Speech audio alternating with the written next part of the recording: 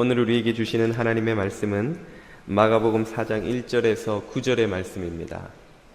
예수께서 다시 바닷가에서 가르치시니 큰 무리가 모여들거늘 예수께서 바다에 떠 있는 배에 올라 앉으시고 온 무리는 바닷가 육지에 앉아 있더라. 이에 예수께서 여러 가지를 비유로 가르치시니 그 가르치시는 중에 그들에게 이르시되 들으라. 씨를 자가 뿌리러 나가서 뿌릴새 더러는 길가에 떨어짐에 새들이 와서 먹어버렸고 더러는 흙이 얕은 돌밭에 떨어짐에 흙이 깊지 아니하므로 곧 싹이 나오나 해가 돋은 후에 타서 뿌리가 없으므로 말랐고 더러는 가시떨기에 떨어짐에 가시가 자라 기운을 막음으로 결실하지 못하였고 더러는 좋은 땅에 떨어짐에 자라 무성하여 결실하였으니 30배나 60배나 100배가 되었느니라 하시고 또 이르시되 들을 귀 있는 자는 들으라 하시니라. 아멘. 지난주에 저는 총회 참석차 LA를 다녀왔습니다. 목사는 총회 참석하면 회의도 하지만 그동안 뵙지 못했던 미 전역에 흩어져 있는 여러 목사님들을 만나서 교제할 수 있는 기회를 얻습니다. 많은 분들과 대화할 수 있는 기회를 가져서 참 좋았는데요. 그 중에 한 분과 차를 잠시 마시면서 들은 이야기가 기억이 납니다. 이 목사님이 하시는 말씀이 앞으로 한 10년만 더 목회를 하고 일반 목회는 접고 한국에 가서 연구소를 더 늦기 전에 하고 싶다고 하시는 것입니다. 그분이 참 목회를 잘 하시는 분인데 왜 아직 젊은 분이 10년만 하고 목회를 접으려고 하시는가 들어보았더니 그분이 목회자가 흔히 빠지는 그 회의와 그 낙심의 이 늪에 빠져 있는 것을 알게 되었습니다.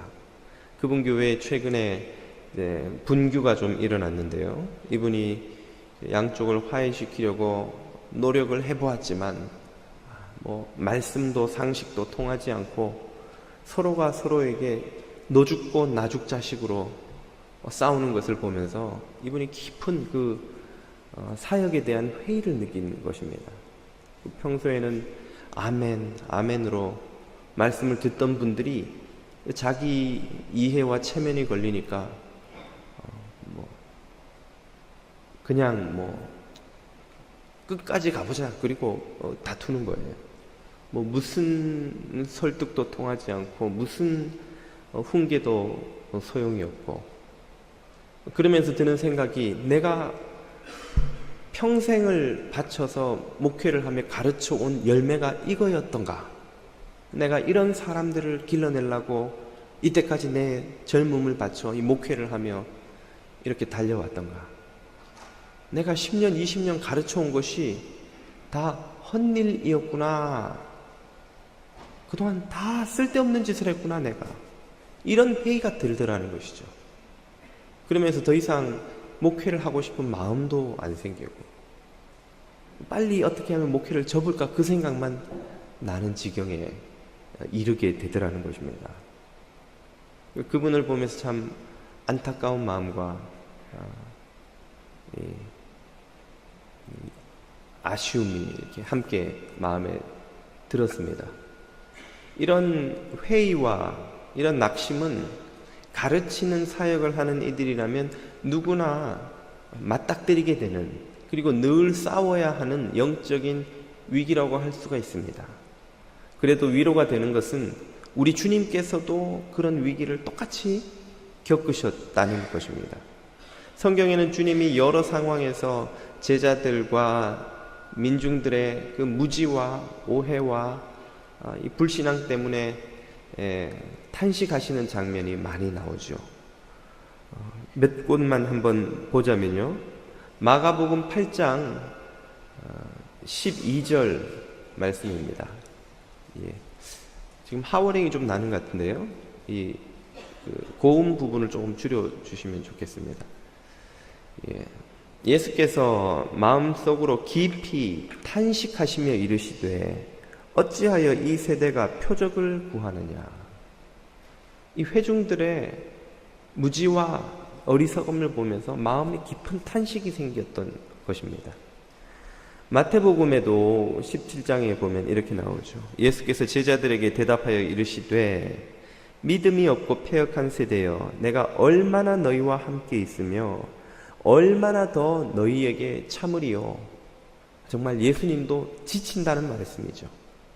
내가 도대체 얼마나 더 참아야 되겠느냐, 얼마나 더 있으면서 같은 훈계를 또 하고 또 하고 또 해야 깨닫겠느냐 하는 안타까움과 답답함을 지금 토로하는 장면입니다.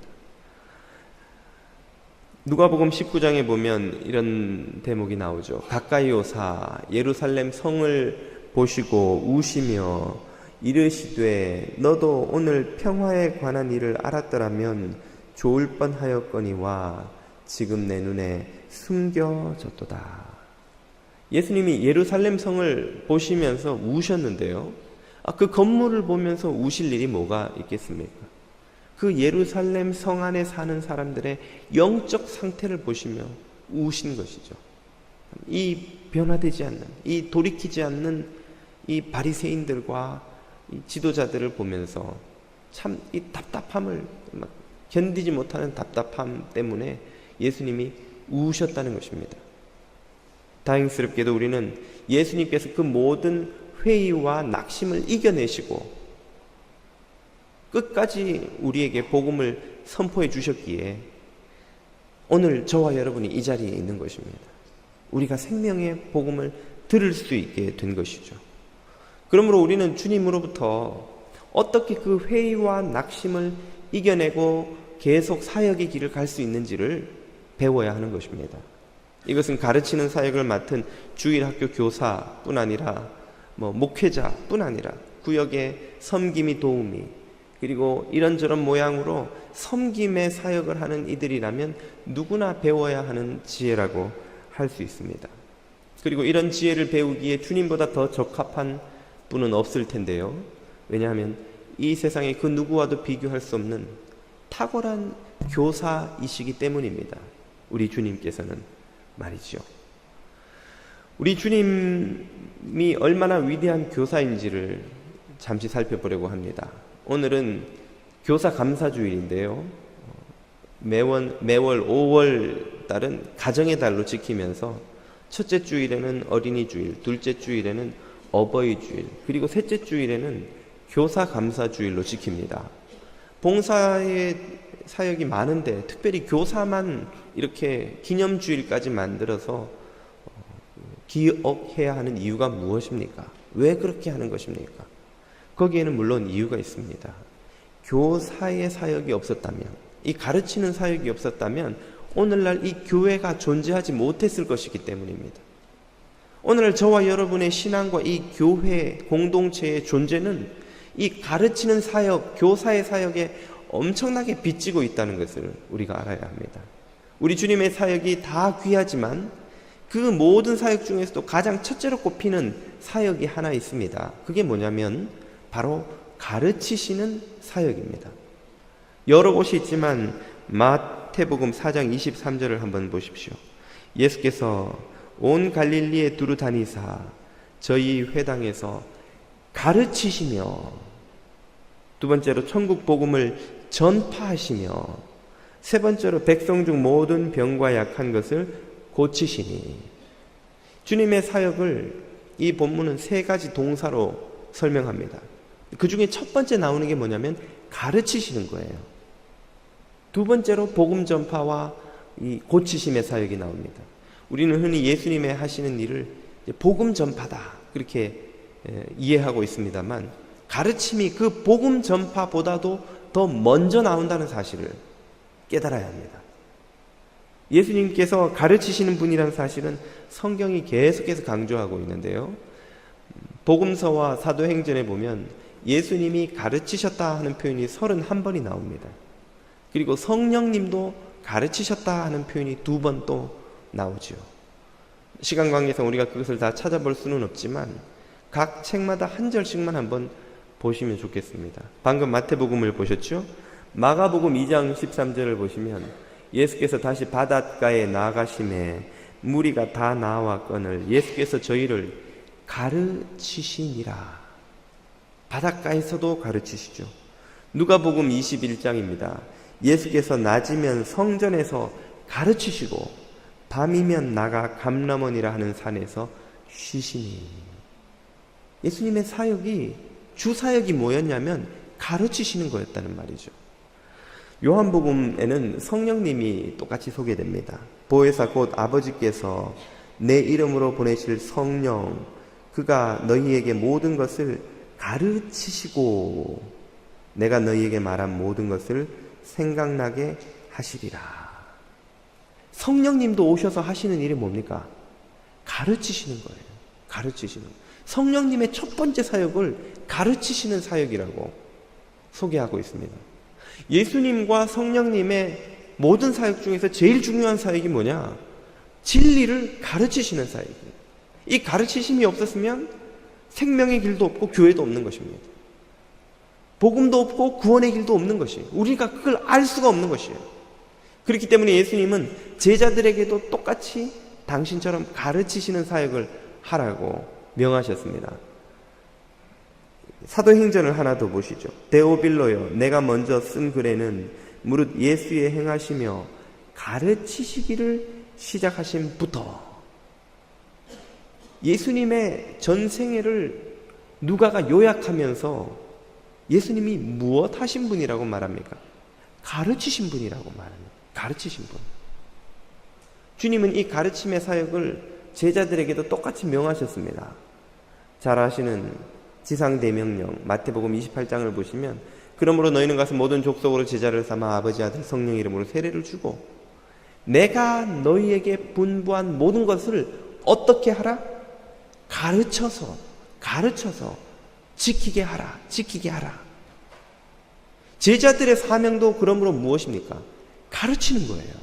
제자들의 제일 중요한 사명이 뭐냐면 주님이 가르쳐 주신 것을, 모든 것을 가르치는 것입니다. 모든 것을. 오늘 교회가 가진 문제가 있다면 이 모든 것을 가르치지 않고 어떤 것만 가르치는 것이고, 또 현대 그리스도인의 문제가 있다면 모든 것을 배우지 않고 어떤 것만 배우는 것입니다. 이단이 생기는 이유도 성경의 모든 가르침을 온전하게 가르치지 않고 그 중에 특정한 몇 가지만 뽑아내어서 자신들의 교리를 만들어 가르치는 데 있습니다. 이단치고 성경 인용 안 하는 이단은 하나도 없어요. 다 성경 갖고 이단적 교리를 만듭니다. 그런데 왜 똑같은 성경을 보면서도 그들의 가르침은 이단으로 정제됩니까? 그 중에 어떤 것만 뽑아내는 거예요. 그들의 구미에 맞는, 구미에 맞는, 그들의 니드에 그들을 만족시켜주는, 그들의 필요를 채워주는 그런 몇 가지만 뽑아내서 그것만 가르치는 거예요. 거기에서 이단이 시작되는 것입니다. 예수님은 당신이 분부하여 가르친 모든 것을 가르쳐 지키게 하라. 이렇게 온전히 균형 잡힌 가르침을 하려면 그러므로 교회가 얼마나 가르침에 힘을 써야 하며 성도들이 얼마나 배움에 힘을 써야 되겠습니까? 오늘 이것이 온전히 이 한국 교회가 온전한 성장을 이루지 못하고 그릇된 길로 나아가고 추락하고 있는 이유가 아닐까 생각을 해봅니다. 그러므로 예수 그리스도의 제자라고 하는 이가 있다면 그는 이 가르치는 사역을 하지 않고 살아갈 수 없는 것이죠. 역으로 가르치는 사역을 감당하는 이들은 누구나 그리스도의 제자로 제자의 삶을 살아가게 되는 것입니다. 저와 여러분도 이 가르침의 사역을 감당하는 그리스도의 제자 될 수 있기를 축복드립니다. 우리 주 예수 그리스도께서 우리에게 이 가르침의 사명을 명하시면서 그 가르침을 맡은 자들이 반드시 마음에 새겨야 할 교훈, 진리를 우리에게 또 깨우쳐 주셨습니다. 그것이 바로 오늘 우리가 읽은 본문 마가복음 4장의 씨 뿌리는 비유의 메시지입니다. 이 씨 뿌리는 비유는 오늘 저와 여러분이 가르치는 예수님의 제자가 되기 위해서 반드시 마음에 새겨야 하는 교훈입니다. 씨 뿌리는 비유에서 등장하는 인물은 바로 씨를 뿌리는 농부이죠. 농부. 3절의 말씀을 한번 보십시오. 들으라, 씨를 뿌리는 자가 뿌리러 나가서. 이 비유가 이렇게 시작됩니다. 여기에 등장하는 씨가 상징하는 바가 무엇입니까? 바로 말씀이죠. 그러면 그 씨를 뿌리는 농부는 누구를 가리키는 것일까요? 바로 말씀을 가르치고 있는 예수님, 당신을 가리키는 것입니다. 그리고 더 나아가서 이것은 예수님의 명령을 듣고 똑같이 말씀을 뿌리는 사역을 감당하게 된 제자들, 그리고 오늘 우리들을 다 포함하는 것이라고 할 수 있습니다.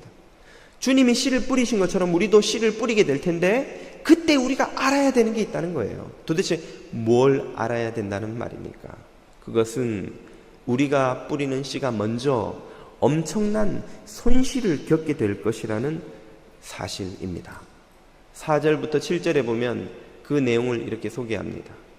뿌릴새 더러는 길가밭에 떨어짐에 새들이 와서 먹어버렸고, 5절 더러는 흙이 얇은 돌밭에 떨어짐에 흙이 깊지 아니하므로 곧 싹은 나왔지만 해가 돋은 후에 타서 뿌리가 없으므로 말라 죽어버렸고, 7절 더러는 가시떨기에 떨어짐에 가시가 자라 기운을 막음으로 결실치 못하고 죽어버리고 말았다는 것입니다.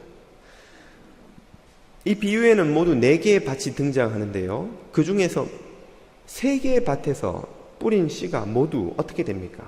다 죽어버린 거예요. 아예 싹도 나지 않고 죽어버리거나 났다가 금방 죽어버리거나, 몇 분의 몇의 씨가 손실된 겁니까? 4분의 3. 이 정도면 농사로 치면 망한 거 아닌가요? 씨를 뿌렸는데 밭 4개 뿌렸는데 그 중에 3개의 씨가 다 죽어버렸다. 여러분이 공장에서 물건을 만들어 팔려고 부지런히 만들었는데 보니까 4분의 3이 불량품이 나왔어요. 이 제품 관리가 이 정도면은 이 회사는 망한 회사 아니에요?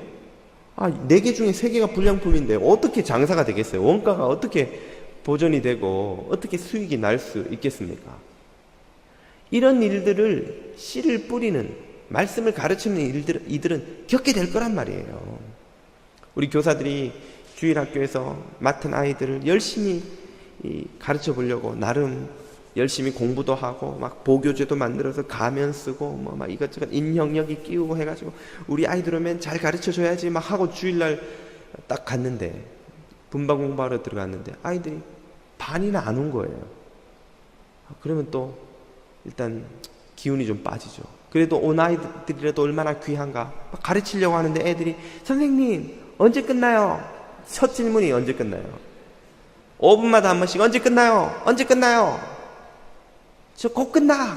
옆에 찌르고 막 하고, 선생님 얘가 나 때렸어요. 그리고 막 발로 차고, 한 남자 놈들은 막 온 교실 방안을 뒤집어 놓고, 여자애들은 울고, 어디서 이상한 냄새 나고, 막 애들 바지 축축이 젖어 있고 막 이러면은 막, 선생님이 내가 이 아이들을 가르쳐서 뭐 하겠네. 알아듣지도 못하는, 관심도 없는, 뭐 밑빠진 독에 물 붓는 것 같고 콩나물 통에 물 붓는 것 같은 이런 짓을 내가 왜 하나, 낙심이 되는 거예요. 손실이 생기는 것이죠. 구역 일꾼들이 열심히 나름 바쁘고 피곤한데도 구역 일꾼 모임 가서 막 공부하고 준비해가지고 또 구역 모임에서 맛있게 식사라도 하려고 음식 준비하고 막 이래가지고 구역 모임을 했는데, 구역 식구들이 바쁘다고 몇 사람 오지도 않았어요. 또 성경 공부 하는데 집사님이 근데 오늘 메뉴가 뭐예요? 공부에는 관심 없고 그냥 빨리 끝내고 밥 먹자고. 그래서 밥 이제 겨우 꺼내와서 먹는데 오늘 좀 짜다. MSG를 많이 넣었나? 이거 몇 분 끓이셨어요? 막 이러면 음식 해놓은 사람이 막 맥이 빠지는 거예요. 막 화가 나고, 내가 관심도 없는 사람들한테 뭐 성경 가르친다고 말이지. 고마워할 줄도 모르는 사람들한테 뭐 내가 이렇게 고생하면서 나도 바쁘고 피곤한데 내가 못하러 일어나. 그런 마음이 드는 거예요. 더운 날 저 앞에서 막 주차 봉사한다고 고생하고 있는데 막 차들이 막 와서 왜 저 사람은 저리 가고 나는 이리 가고 나도 저리 가야 되는데 왜 나는 이렇게 해요? 그러면 막 마음이 섭섭한 거예요. 내가 뭐 돈 받고 일어나? 나도 봉사하러 지금 와서 이러는데 뭐 자리가 있는데 내가 안 넣어주겠나? 자리가 없어서 그런 거 어떡하냐 말이에요. 봉사하는 사람 마음이 낙심이 되는 거예요. 에이, 때려치우고 싶고 막 던져버리고 싶고. 우리가 말씀을 가르치고 하나님 나라를 위해 수고하는 일을 하면 손실이 너무너무 많은 거예요. 쓸모없는 짓처럼 여겨질 때가 너무 많은 거예요. 내가 이렇게 가르친다고 이렇게 수고한다고 무슨 효과가 있을까 하는 생각이 들 때가 너무너무 많은 거예요. 근데 주님은 그런 일이 반드시 엄청나게 많이 일어날 거라고 마음의 준비를 하라고부터 지금 예방주사를 놓아주시는 겁니다. 너희가 씨를 뿌리면 그 씨가 다 열매 맺는 것처럼 착각할지 모르겠지만 뿌리는 족족 다 죽는다는 거예요. 얼마나? 4분의 3이 죽는다는 거예요. 반 이상이 죽어버린다. 거둘 거 하나도 없다는 거예요. 그렇게 보인다는 거예요. 그럴 때 우리의 마음은 낙심되고 회의가 생기고 지치게 되죠. 바로 그 순간에 무슨 일이 일어납니까? 반전이 있다는 거죠. 반전. 요즘은 영화도 드라마도 이 반전이 없으면 재미가 없어요. 반전이 있다는 거예요. 이 반전이. 그 반전이 무엇입니까? 본문 8절에 나오죠. 그런데 더러는, 그 중에 일부지만 말이에요. 일부는 좋은 땅에 떨어지네. 자라 무성하여 결실하였으니 30배와 60배와 100배가 되었느니라 하시고. 아멘. 다 죽는 것처럼 보이는데 그 중에 안 죽는 씨도 있다는 거예요. 4분의 1밖에 안 되지만 그 씨가 옥토와 같은 마음밭을 만나면 자라서 열매를 맺는데 최대 무려 몇 배? 100배까지 열매를 맺는다는 겁니다. 100배의 열매. 엄청난 비율이라는 것이죠. 100배면 손실된 4분의 3을 다 포함해서 계산해도 모두 몇 배의 수익을 거둔 것입니까? 25배죠. 25배. 그냥 산술적으로 4분의 1을 똑같다고 치고 4분의 3이 날아갔다 해도 엄청난 손실을 본 것 같아도 수확이 손실을 압도한다는 거예요. 수확이 훨씬 많다는 거예요. 이 수확 때문에 이 가르치는 진리의 말씀이, 복음이 편만해지는, 온 세상을 뒤덮는 날이 오게 될 거라는 거예요.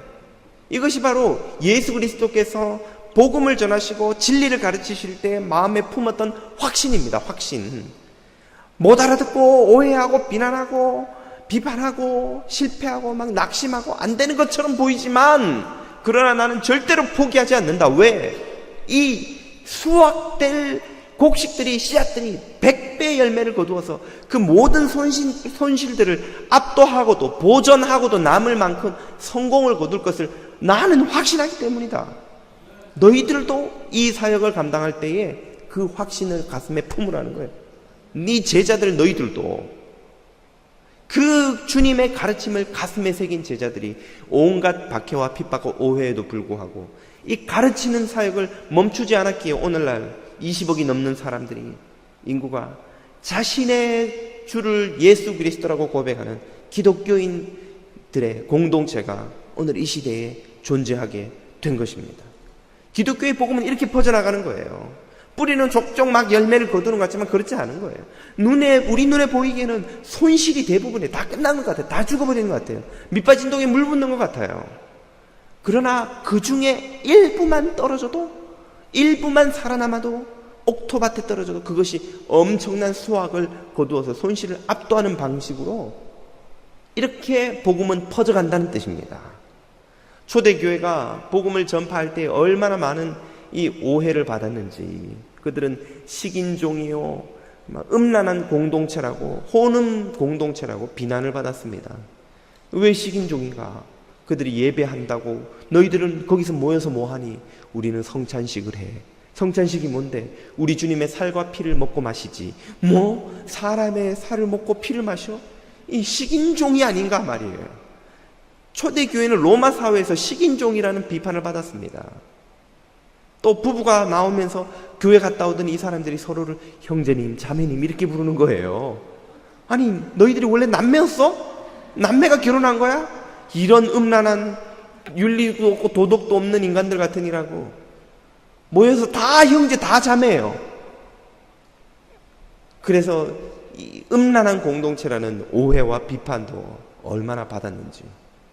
그런 반대의 직면에서, 수많은 비난의 핍박의 직면에서, 수많은 복음을 전파한 일에 손실에 직면해서 또 복음의 메시지를, 진리를 전파하기에 멈추지 않은 이 믿음 덕분에, 이 수학을 바라보는 믿음 덕분에 복음이 전파되어 오늘날 온 세계에 편만하게 펼쳐져 있게 된 것입니다. 이것이 바로 가르치는 자의 확신이요, 가르치는 자의 보람이라고 할 수 있는 것이죠. 지난주 총회 간 김에 제가 LA에서 함께 사역하던 그 집사님 한 가정을 만났습니다. 그 집사님과 교제할 시간이 있었는데요, 차를 운전하고 가시면서 옆에 앉은 저에게 그런 이야기를 하시더라고요. 목사님, 제가 제일 행복했던 때가 언제인지 최근에 한번 이렇게 인생을 돌아봤습니다. 언제던가요? 소년부 교사로 있으면서 아이들하고 놀고 아이들 가르쳤던 그때가 제일 행복했습니다. 또 한 번은 청년부 부장으로 있을 때 청년부 아이들 그 밥 먹이고 불러다가 제자 훈련시키고 그래서 키워낸 그때가 제일 행복했습니다. 그렇게 키운 아이들이 고등부 올라가고 청년부 올라가고 또 아기 안고 와서 집사님 우리 둘째예요, 셋째예요 이러면서 찾아올 때 그때가 제일 행복하다는 거예요. 내가 키운 아이들이, 내가 말씀 가르치고 내가 양육한 젊은이들이 이렇게 믿음이 자라서 교회의 일꾼이 된 것을 보는 게 제일 행복하다는 거예요.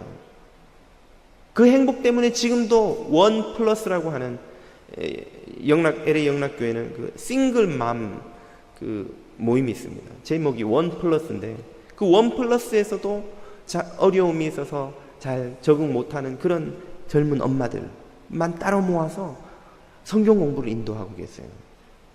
그 엄마들이 정말 삶을 포기하고 싶을 정도로 막 지치고 힘들고 교회도 나오기 싫고 막 그렇게 힘들어하던 엄마들이 성경 공부를 하면서 힘을 얻고 용기를 얻고 집사님 한번 다시 살아보겠습니다. 열심히 살아보겠습니다. 하고 변해가고 성장해가는 모습을 보는 게 너무너무 행복하다는 거예요.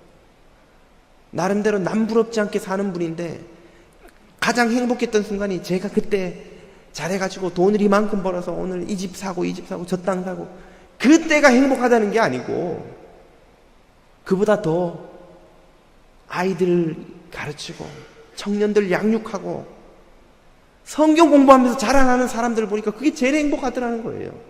돌아온 시간을 쭉 돌아보니까 이것이 바로 가르치는 자의 보람이요, 그리스도 제자들의 보람인 줄 믿습니다. 지금은 한국 기아 대책 FHI라고 하죠. Food for Hungry International. 거기 회장으로 계시는 이성민 선교사님이라는 분을 제가 10여 년 전에 캄보디아에 견습 선교사로 있을 때 따라다니면서 배우고 그분 사역지를 보고 훈련받았던 기억이 납니다. 그분이 제게 해주신 말씀이 있어요. 김 전사님, 제가 여기 캄보디아 젊은이들한테 전도하러 나가면 100명을 만나면 그 중에 10명이 진지하게 복음에 대해서 듣고 영접 기도까지 한다는 거예요. 그런데 그 10명을 교회로 초대하면 처음에는 다 왔다가 결국은 9명이 떨어져 나가고 1명이 마지막까지 남아서 끝까지 제자 훈련을 받고 제자가 된다는 거예요. 그 1명 얻으려고 이 100명한테 복음을 전한다는 거예요. 하다 보면 99명이 다 떨어져 나갈 때 낙심이 되죠. 그렇게 전했는데 안 받아들이고 좀 가능성이 있다고 똘똘하고 야 얘는 훌륭한 리더가 되겠다 싶었는데 좀 다니다가 그만 빠져나가 버리고 막 욕심 부리고 엉뚱한 생각하고 있고 이러면은 낙심이 되죠. 그러나 그 100명을 전도하고 데리고 오고 훈련시켜서 한 명을 건지는 때가 있는데 그 한 명이 살아남아서 자기가 못하는 엄청난 일들을 해낸다는 거예요. 그래서 그 선교사님이 훈련시켜서 자기 시골로 고향 마을로 파송한 젊은이들 교회를 제가 방문해 봤습니다. 그 선교사님이 쫓아서 한 마을에 가니까 시골인데요. 그냥 그 더우니까 초가집처럼 생겼는데 전부 옆이 다 뚫려 있어요. 그런 집에 그 17살 소녀가 자기 집에서 교회를 하는 거예요. 자기 아버지 어머니를 포함해서 동네 아저씨 아줌마들 또 아이들까지 해서 한 20-30명을 모아놓고 예배를 드려요. 근데 17살짜리 여자아이가 앞에서 찬양인도 하고 기도인도 하고 설교까지 다 하고. 그래서 제가 물어봤어요. 얘가 신학교 다녀요? 신학교 보내셨어요? 아니, 보내려고 하는데 아직 못 보내고 있다고. 준비하고 있다고. 어떻게 저렇게 혼자 다 알아서 잘합니까? 나한테 제자훈련 배운 거 가지고 그냥 그대로 하는 거라고. 그 마을에서는 그 소녀가 예수님을 처음 믿은 여자아이인 거예요. 그 여자아이가 한 마을에 교회를 만들어서 교회를 인도하고 있는 거예요. 100명을 전도해서 다 날려버린 것 같지만 한 명만 제대로 건지면 그 한 명이 마을을 구원할 수도 있는 거죠. 그래서 선교사님이 연말에 FHI에 보고하는 보고서 자료를 제가 우연히 보게 됐어요. 전도 인원 1080명 이렇게 적혀있어요. 선교사님이 언제 이 1080명 전도하셨어요? 그 내가 한 게 아니고 내가 양육해서 파송한 아이들이 각자 마을에 가서 전도한 인원을 다 합친 거야. 다 잃어버린 것 같지만 한 명만 제대로 건져도 그런 아이들이 모여서 1년에 1000여 명을 전도하는 거예요. 그 시골 마을에서 프놈펜에 공부하러 온 애들 붙들어다가 전도에다가 제자훈련시켜서 보내놓으면 애들이 자기 고향 마을에 가가지고 시골에서 교회를 인도하는 리더가 되는 것이죠. 바로 이것이 예수 그리스도의 제자된 자들이 가르치는 사역을 할 때 가져야 하는 확신입니다. 손실이 많은 것 같지만 결실이 열매가 손실을 압도한다는 거예요. 왜 그렇습니까? 우리가 뿌리는 이 씨 안에 생명이 있기 때문이죠. 말씀의 능력이 있기 때문이죠. 하나님의 말씀은 살았고 운동력이 있어 좌우의 날선 어떤 것보다 예리하여 영과 혼과 간절과 및 골수를 찔러 쪼개기까지 하며 사람들의 마음의 생각과 뜻을 감찰하시느니라. 그 생명의 말씀이 옥토밭에 일단 떨어지기만 하면 우리가 상상하지 못하는 기적이 그 사람 안에서 일어납니다. 상상하지 못하는 혁명이 공동체에서 일어나는 거예요. 우리가 알지 못했던 영적 쓰나미가 그 사회의 시대에 일어나게 되는 거예요. 우리의 힘으로 일으킬 수 없는 거예요. 우리가 뭘 바람을 일으키고 흔들어도 일어나지 않는 지진이 생명의 말씀이 옥토밭에 떨어지면 일어나게 되는 것입니다. 그것을 믿는 거예요. 그걸 믿고 우리는 복음의 말씀을 전하고 진리의 말씀을 전하고 옳은 것을 끊임없이 선포하는 것입니다. 다 안 듣는 것 같아도, 다 무시하는 것 같아도, 다 오해하고 있는 것 같아도, 다 변화되지 않는 것 같아도 생명의 능력이, 성령의 능력이 그 말씀의 씨를 통하여서 지금도 역사하고 있다는 것을 우리는 믿습니다. 저는 믿습니다. 우리 모두가 그 믿음을 가지기를 축복합니다. 교사들이 주일학교에서 하면 정말 밑빠진 독이 물 붓는 것 같아요. 그러나 여러분, 콩나물 키우는 법 아시죠? 물 부으면 다 줄줄줄 흘러버리는 것 같지만 어느새 보면 콩나물이 쑥 자라 있잖아요. 똑같은 거예요. 우리 눈에는 다 손실 같아요. 다 날아가는 것 같아요. 아무 소용이 없는 것 같아요. 그러나 하나님의 성령은 역사하고 계시는 줄 믿습니다. 말씀이 그 아이들을 변화시키고 있는 거예요. 말씀이 그 아이들의 마음밭에 지금 떨어져서 자라고 있는 거예요. 주님이 구원하시고자 하는 자, 쓰시고자 하는 자들을 일으켜서 그 아이들 가운데서 리더가 나오게 하고 지도자가 나오고 선교사가 나오고 목사가 나오고 교회의 일꾼들이 나오게 되는 거예요. 다음 시대를 책임질 지도자들이 나오는 거예요. 구역에서 섬김이 도우미들이 하는 수고가 참 그것도 밑빠진 독에 물 붓기처럼 보일 때가 많습니다. 잘해봐야 본전이고 못하면 욕먹고 말이죠. 도와주진 않으면서 잘하니 못하느니 막 그 뒤에서 잔소리만 하는 걸 들으면 정말 다 그만두고 싶을 때가 있죠. 참 사역자들의 수고가 얼마나 많은지. 그러나 사람이 이해 못하고 사람이 도와주지 못해도 성령님은 그의 수고를 통해 일하고 계신다는 것을 믿으실 수 있기를 축복합니다. 이 믿음 때문에 오늘 우리는 복음을 듣고 있는 거예요. 주님은 9절에서 이렇게 말씀하셨습니다. 또 이르시되 들을 귀 있는 자는 들으라 하시니라. 들을 귀 있는 자, 내가 전하는 이 말씀을 듣고 믿음을 가지는 자를 말합니다. 믿을 수 있다면, 네가 이것을 믿을 수 있다면 마음에 간직하라는 거예요. 들으라 이 말은 마음에 간직하라. 이 확신을 너도 간직해라. 내가 지치지 않고 포기하지 않고 낙심이 와도 회의가 와도 오해를 받아도 이 복음의 말씀, 진리의 말씀을 전파하기를 포기하지 않는 이유는 바로 이 확신 때문인데, 너도 이것을 믿을 수 있으면 마음에 새기라는 거예요. 그러면 그 확신 때문에 너도 마침내 승리하는 100배의 열매를 남기는 사역자가 될 것입니다. 100배의 열매를 남기는 그리스도의 제자요 교사가 될 것이라는 말입니다. 오늘 저와 여러분에게 이 들을 귀가 있기를 축복합니다. 주님의 말씀을 믿는 믿음이 있기를 축복합니다.